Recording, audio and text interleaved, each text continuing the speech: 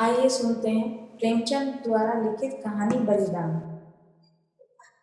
मनुष्य की आर्थिक अवस्था का सबसे ज्यादा असर उसके नाम पर पड़ता है। मौजे बेलक के ठाकुर जब से कांस्टेबल हो गए हैं, उनका नाम मंगल सिंह हो गया है। अब उन्हें कोई मगरू कहने का साहस नहीं कर सकता। कल्लू अहीर ने जब से हल्के के थाने साहब से मित्रता कर ली है और गांव का मुखिया हो गया है, उसका नाम कालिका दीन हो गया है। अब उसे कोई कल्लू कहे तो आंखें लाल पीली करता है। इसी प्रकार हरकचंद कुर्मी अब हरकू हो गया है। आज से 20 साल पहले उसके यहाँ शक्कर बनती थी, कई हल की खेती होती थी और कारोबार खूब फैला हुआ था। लेकिन विदेशी शक्कर के आमद ने उसे मटियामेट कर दिया। धीरे धीरे कारखाना टूट गया, जमीन टूट गई, ग्राहक टूट गए और वह भी टूट गया। 70 वर्ष का बूढ़ा जो एक तकिएदार माचे पर बैठा हुआ नारियल पिया करता था, अब सिर पर टोकरी लिए खाद फेंकने जाता है। परंतु उसके मुख पर एक प्रकार की गंभीरता को, बातचीत में अब भी एक प्रकार की अकड़, चाल ढाल में अब भी एक प्रकार का स्वाभिमान भरा हुआ है। इन पर काल की गति का प्रभाव नहीं पड़ा। रस्सी जल गई पर बल नहीं टूटा। भले दिन मनुष्य के चरित्र पर सदैव के लिए अपना चिन्ह छोड़ जाते हैं। हरकू के पास अब केवल 5 बीघा जमीन है, केवल 2 बैल हैं, एक हल की खेती होती है। लेकिन पंचायतों में आपस की कलह में उसकी सम्मति अब भी सम्मान की दृष्टि से देखी जाती है। वह जो बात कहता है बेलाग कहता है और गांव के अनपढ़े उसके सामने मुंह नहीं खोल सकते। हरकू ने अपने जीवन में कभी दवा नहीं खाई। वह बीमार जरूर पड़ता था, कुंवार मास में मलेरिया से कभी न बचता था, लेकिन 10-5 दिन में वह बिना दवा खाए ही चंगा हो जाता था। इस वर्ष भी कार्तिक में बीमार पड़ा और यह समझकर कि अच्छा तो हो ही जाऊंगा, उसने कुछ परवाह न की। परंतु अब की बार ज्वर मौत का परवाना लेकर चला था। एक सप्ताह बीता, दूसरा सप्ताह बीता, पूरा महीना बीत गया, पर हरकू चारपाई से न उठा। अब उसे दवा की जरूरत मालूम हुई। उसका लड़का गिरधारी कभी नीम के सीके पिलाता, कभी गुर्ज का सत, कभी गदापूर्णा की जड़, पर इन औषधियों से कोई फायदा न होता था। हरकू को विश्वास हो गया कि अब संसार से चलने के दिन आ गए। एक दिन मंगल सिंह उसे देखने गए। बेचारा टूटी खाट पर पड़ा राम राम जप रहा था। मंगल सिंह ने कहा, बाबा बिना दवाई खाए अच्छे ना होंगे, कुनेन क्यों नहीं खाते? हरकू ने उदासीन भाव से कहा, तो लेते आना। दूसरे दिन कालिका दीन ने आकर कहा, बाबा 2-4 दिन कोई दवा खा लो, अब तुम्हारी जवानी की देर थोड़े ही है कि बिना दवा दर्पण के अच्छे हो जाओगे। हरकू ने उसी मंद भाव से कहा, तो लेते आना। लेकिन रोगी को देख आना एक बात है, दवा लाकर उसे देना दूसरी बात। पहली बात शिष्टाचार से होती है, दूसरी सच्ची संवेदना से। न मंगल सिंह ने खबर ली और न ही कालिका दीन ने, न किसी तीसरे नहीं। हरकू दालान में खाट पर पड़ा रहता। मंगल सिंह कभी नजर आ जाते तो कहता, भैया दवा लाए नहीं? मंगल सिंह कतरा कर निकल जाते। कालिका दीन दिखाई देते तो उनसे भी यही प्रश्न करता, लेकिन वह भी नजर बचा लेता। या तो उसे यह सोचता ही नहीं था कि दवा पैसों के बिना नहीं आती, या वह पैसों को जान से भी प्रिय समझता था, अथवा वह जीवन से निराश हो गया था। उसने कभी दवा के दाम की बात नहीं की। दवा न आई। उसकी दशा दिनों दिन बिगड़ती चली गई, यहाँ तक कि 5 महीने कष्ट भोगने के बाद उसने ठीक होली के दिन शरीर त्याग दिया। गिरधारी ने उसका शव बड़ी धूमधाम से निकाला, क्रियाक्रम बड़े हौसले से किया, कई गांव के ब्राह्मणों को निमंत्रित किया।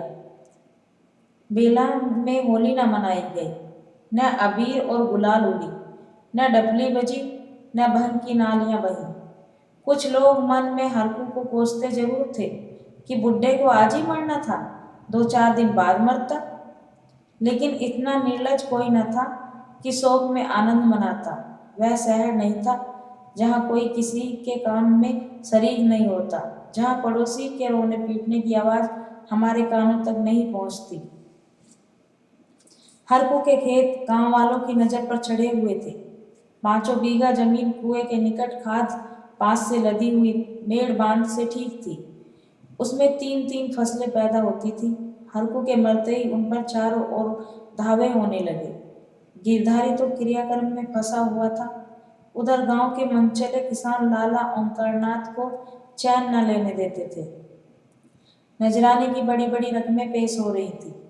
कोई साल भर का लगान पेशगी देने को तैयार था, कोई नजराने की दूनी रकम का दस्तावेज लिखने को तुला हुआ था।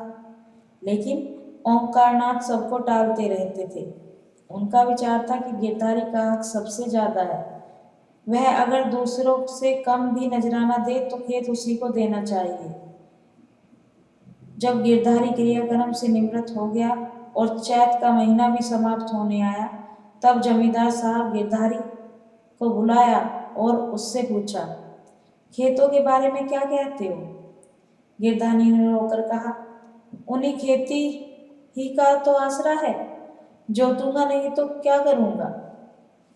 ओंकारनाथ ने कहा, नहीं, जरूर जोतो, तुम्हारे खेत, मैं तुमसे छोड़ने की नहीं कहता हूँ। हरकू ने उन्हें 20 साल तक जोता, उन पर तुम्हारा हक है, लेकिन तुम देखते हो अब जमीन की दर कितनी बढ़ गई है। तुम 8 रुपए बीघे जमीन जोतते थे, मुझे 10 रुपए मिल रहे हैं, और नजराने के रुपए 100 अलग। तुम्हारे साथ रियायत करके लगान वही रखता हूँ, पर नजराने के रुपए तुम्हें देने पड़ेंगे। गिरधारी बोला, सरकार, मेरे घर में तो इस समय रोटियों का भी ठिकाना नहीं है, इतने रुपए कहाँ से लाऊंगा? जो कुछ जमा जथा थी दादा के काम में उठ गई। अनाज खलियान में है, लेकिन दादा के बीमार हो जाने से उपज भी अच्छी नहीं हुई। रुपए कहाँ से लाऊं? ओंकारनाथ बोला, यह सच है, लेकिन मैं इससे ज्यादा रियायत नहीं कर सकता। गिरधारी बोला, नहीं सरकार, ऐसा न कहिए, नहीं तो हम बिना मारे मर जाएंगे। आप बड़े होकर कहते हैं तो बैल बधिया बेचकर 50 रुपए कर सकता हूँ, इससे बेसी की हिम्मत नहीं पड़ती। ओंकारनाथ चिढ़कर बोला, तुम समझते होगे कि हम ये रुपए लेकर अपने घर में रख लेते हैं और चैन की बंसी बजाते हैं, लेकिन हमारे ऊपर जो कुछ गुजरती है हम ही जानते हैं। कहीं ये चंदा, कहीं वह इनाम, इनके मारे कचूमर निकल जाता है।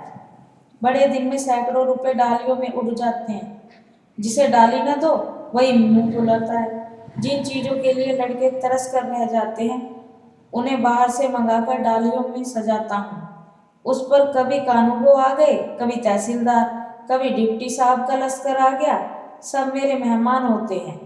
अगर न करूँ तो नक्कू बनूं और सबकी आंखों में कांटा बन जाऊं।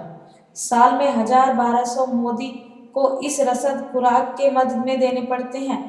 यह सब कहाँ से आवे? बस यही जी चाहता है कि छोड़कर निकल जाऊं। लेकिन हमें तो परमात्मा ने इसलिए बनाया है कि 1 रुपये सताकर ले और दूसरे को रो रो कर दे। यही काम हमारा है। तुम्हारे साथ इतनी रियायत कर रहा हूँ, लेकिन तुम इतनी रियायत पर भी खुश नहीं होते। तुम्हारी इच्छा, नजराने में 1 पैसे की भी रियायत न होगी। अगर 1 हफ्ते के अंदर दाखिल करोगे तो खेत जोतने पाओगे, नहीं तो नहीं। मैं दूसरे प्रबंध कर दूंगा। गिरधारी उदास और निराश होकर घर आया। 100 रुपए का प्रबंध करना उसके काबू से बाहर था। सोचने लगा, अगर दोनों बैल बेच दूं तो खेत ही लेकर क्या करूंगा? घर बेचूं तो यहाँ लेने वाला है ही कौन? और फिर बाप दादा का नाम डूबता है। 4-5 पेड़ हैं, लेकिन उन्हें बेचकर 25 रुपए या 30 रुपए से अधिक न मिलेंगे। उधार लो तो देता कौन है? अभी बनिए के 50 रुपए सिर पर चढ़े हैं, वह 1 पैसा न देगा। घर में गहने भी तो नहीं है, नहीं उन्हें ही बेच देता। ले देकर एक हंसली बनवाई थी, वह भी बनिए के घर पड़ी हुई है। साल भर हो गया, छुड़ाने की नौबत न आई। गिरधारी और उसकी स्त्री सुहागी दोनों इसी चिंता में पड़े रहते, लेकिन कोई उपाय न सूझता था। गिरधारी को खाना पीना अच्छा न लगता था, रात को नींद न आती थी। खेतों के निकलने का ध्यान आते ही उसके हृदय में एक हूक सी उठने लगती थी। हाय, वह भूमि जिसे हमने वर्षों जोता, जिसे खाद से पाटा, जिसे मेड़े रखी, जिसकी मेड़े बनाई, उसका मजा अब दूसरा उठाएगा। ये खेत गिरधारी के जीवन के अंश हो गए थे। उनकी एक एक अंगुल भूमि उसके रक्त से रंगी हुई थी। उनका एक एक परमाणु उसके सीने से तर हो गया था। उनके नाम उसकी जिह्वा पर उसी तरह आते थे जिस तरह अपने तीनों बच्चों के। कोई 24 था, कोई 22 था, कोई नाले वाला और कोई तलैया वाला। इन नामों के स्मरण होते ही खेतों का चित्र उसकी आंखों के सामने खिंच जाता था। वह इन खेतों की चर्चा इस तरह करता मानो वे सजीव हैं, मानो उसके भले बुरे के साथी हैं। उसके जीवन की सारी आशाएं, सारी इच्छाएं, सारे मंसूबे, सारी मन की मिठाइयाँ, सारे हवाई किले इन्हीं खेतों पर अवलंबित थे। इसके बिना वह जीवन की कल्पना भी नहीं कर सकता था। और वे ही अब हाथ से निकल जाते हैं। वह घबरा कर घर से निकल जाता और घंटों उन्हीं खेतों की मेड़ों पर बैठा हुआ रोता, मानो उससे विदा हो रहा हो। इस तरह एक सप्ताह बीत गया और गिरधारी रुपये का बंदोबस्त न कर सका। 8वें दिन उसे मालूम हुआ कि कालका दिन ने 100 रुपये नजराना देकर 10 रुपये बीघे पर खेत ले लिया। गिरधारी ने एक ठंडी सांस ली। एक क्षण बाद वह दादा का नाम लेकर बिलक बिलक कर रोने लगा। उस दिन घर में चूल्हा नहीं जला। ऐसा मालूम होता था मानो हरखू आज ही मरा।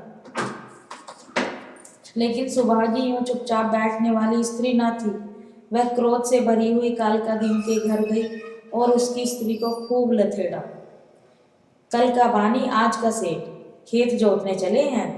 देखें कौन मेरे खेत में हल चल ले जाता है। अपना और उसका लहू एक कर दूं।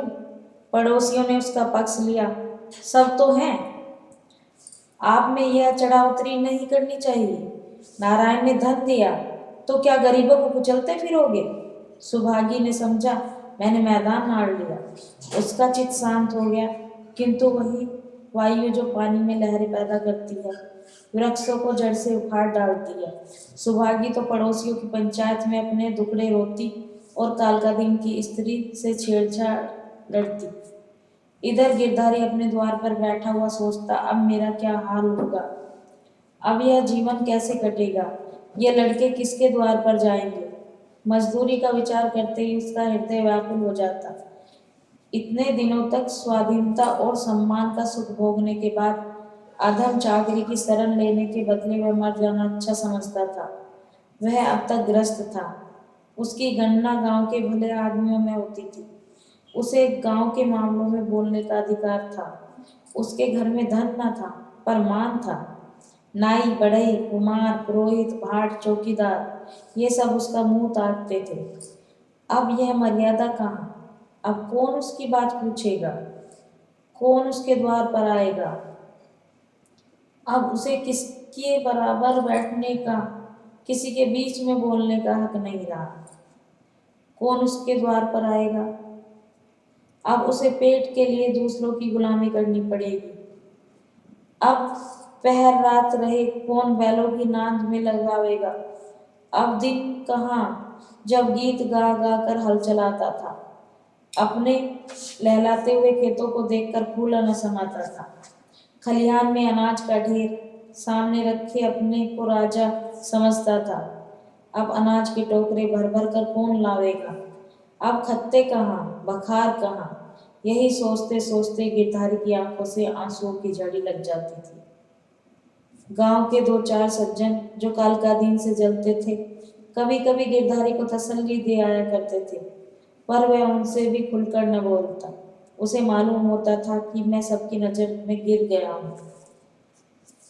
अगर कोई समझता कि तुमने क्रियाक्रम में व्यर्थ इतने रुपए उड़ा दिए तो उसे बहुत दुख होता।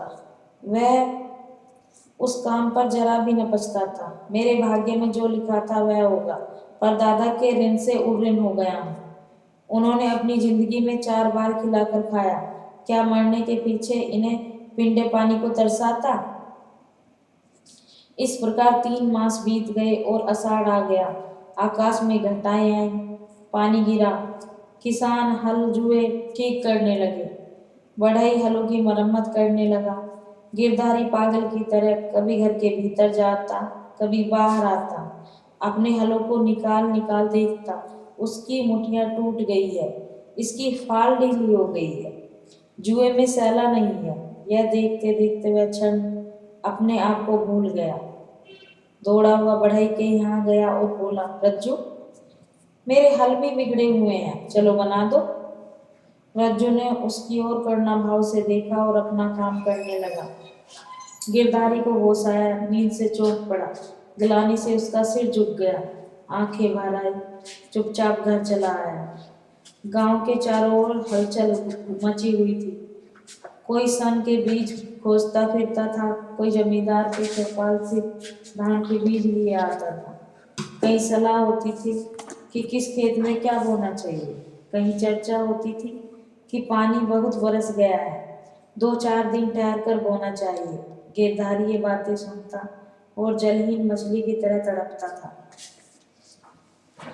एक दिन संध्या समय गिरधारी खड़ा अपने बैलों को कुचला रहा था कि मंगल सिंह आए और इधर उधर की बातें करके बोले, गोई को बांधकर कब तक खिलाओगे, निकाल क्यों नहीं देते। गिरधारी ने मलिन भाव से कहा, हाँ हाँ, कोई ग्राहक आवे तो निकाल दो। मंगल सिंह बोला, एक ग्राहक तो हम ही है, हम ही को दे दो। गिरधारी अभी कुछ उत्तर न दे पाया था कि तुलसी बनिया और गरज कर बोला, गिरधर, तुम्हें रुपए देने हैं कि नहीं, वैसा कहो। 3 महीने से हिला हवाला करते चले आते हो, अब कौन खेती करते हो कि तुम्हारी फसल को अगोरे बैठे रहे। गिरधारी ने दीनता से कहा, साहब, जैसे इतने दिनों माने हो, आज और मान जाओ, कल तुम्हारी एक एक कौड़ी चुका दूंगा। मंगल और तुलसी ने इशारे से बात की और तुलसी भुनकता हुआ चला गया। तब गिरधारी मंगल सिंह से बोला, तुम इन्हें ले लो तो घर के घर ही में रह जाए, कभी कभी आंख में देख ही लिया करूंगा। मंगल बोला, मुझे अभी तो ऐसा कोई काम नहीं है, लेकिन घर पर सलाह करूंगा। गिरधारी बोला, मुझे तुलसी के रुपए देने हैं, नहीं तो खिलाने को तो भूसा है। मंगल बोला, यह बड़ा बदमाश है, कहीं नालिश न कर दे। सरल हृदय गिरधारी धमकी में आ गया। कार्य कुशल मंगल सिंह को सस्ता सौदा करने की यह अच्छा अवसर मिला। 80 रुपए की जोड़ी 60 रुपए में ठीक कर ली। गिरधारी को अब बैलों को न जाने किस आशा से बांध कर खिलाया था। आज आशा का वह कल्पित सूत्र भी टूट गया। मंगल सिंह गिरधारी को खाट पर बैठे रुपए गिन रहे थे और गिरधारी बैलों के पास विशालमय नेत्रों से उनके मुंह की ओर ताक रहा था। आह, यह मेरे खेतों के कमाने वाले, मेरे जीवन के आधार, मेरे अन्नदाता, मेरी मान मर्यादा की रक्षा करने वाले, जिनके लिए पहर रात में उठकर छांटी काटता था, जिनके खलिदाने की चिंता अपने खाने से ज्यादा रहती थी, जिनके लिए सारा दिन भी हरियाली खड़ा करता था। ये मेरी आशा की 2 आंखें, मेरे इरादों के 2 तारे, मेरे अच्छे दिनों के 2 चिन्ह, मेरे 2 हाथ अब मुझसे विदा हो रहे हैं।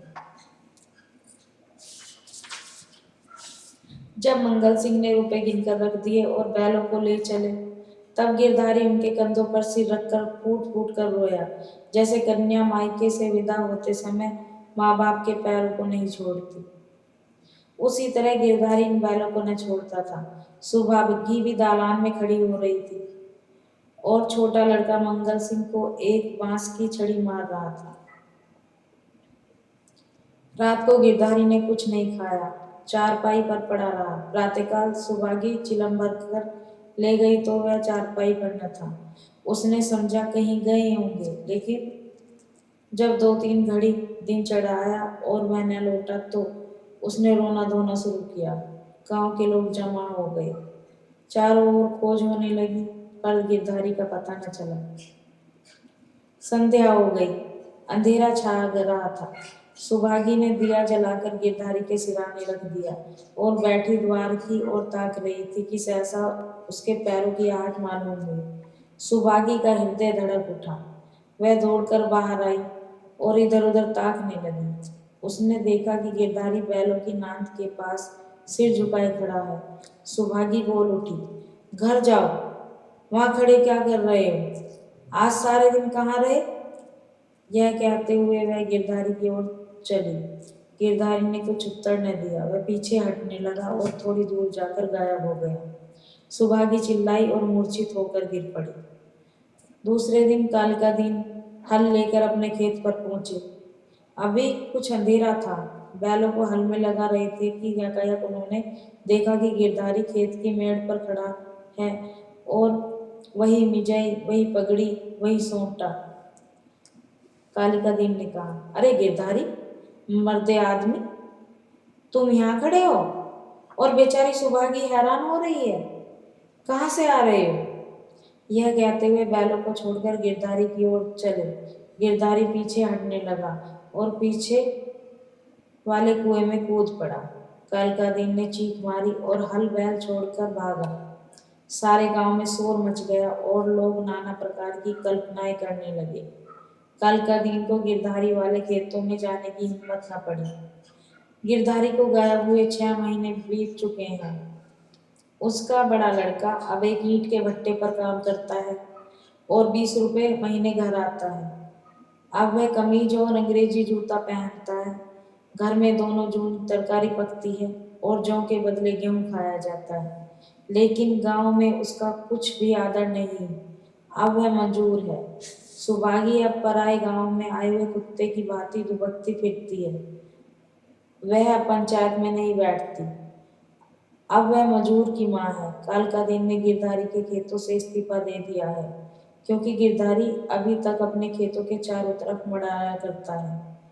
अंधेरा होते ही वह मेड़ पर आकर बैठ जाता है और कभी कभी रात को उधर से उसके रोने की आवाज़ सुनाई देती है। वह किसी से बोलता नहीं, किसी को छेड़ता नहीं। उसे केवल अपने खेतों को देखकर संतोष होता है। दिया जलने के बाद उधर का रास्ता बंद हो जाता है और लाला ओंकारनाथ बहुत चाहते हैं कि ये खेत उठ जाए, लेकिन गांव के लोग अब उन खेतों का नाम लेते हुए डरते हैं। अगर कहानी पसंद आई तो लाइक कीजिए, अपने साहित्य प्रेमी दोस्तों को शेयर कीजिए और सब्सक्राइब कीजिए।